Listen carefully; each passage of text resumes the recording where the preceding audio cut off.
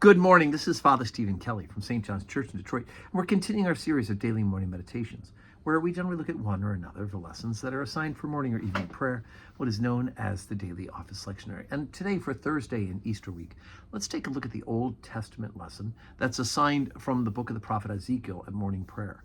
Now, the Old Testament lessons this week, from Isaiah, etc., have all had references to the idea of the resurrection. They're predictions, they're prophecies of a resurrection, and not only of Jesus Christ, but the general resurrection of all of us through Jesus.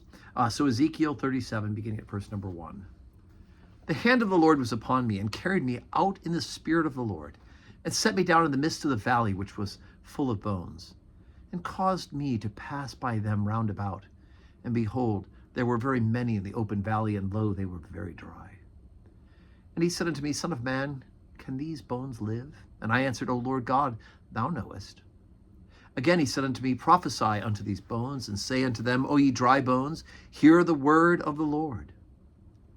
And thus shall the Lord God thus saith the Lord God unto these bones, Behold, I will cause breath to enter into you, and ye shall live. And I will lay sinews upon you, and I will bring up flesh upon you, and cover you with skin. And I will put breath in you, and ye shall live, and ye shall know that I am the Lord.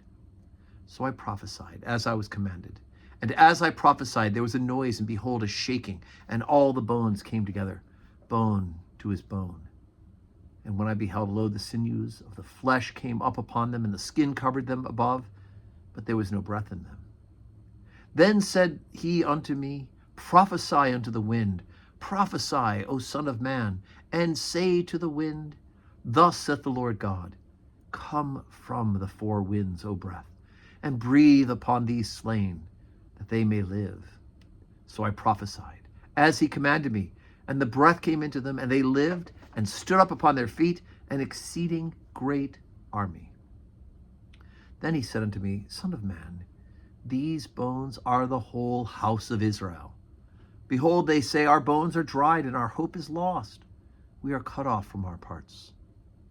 Wherefore prophesy, and say unto them, Thus saith the Lord God, Behold, O my people, I will open your graves, and cause you to come up out of your graves, and bring you into the land of Israel.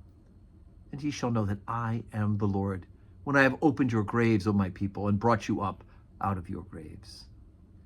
And shall put my spirit in you, and ye shall live, and I shall place you in your own land.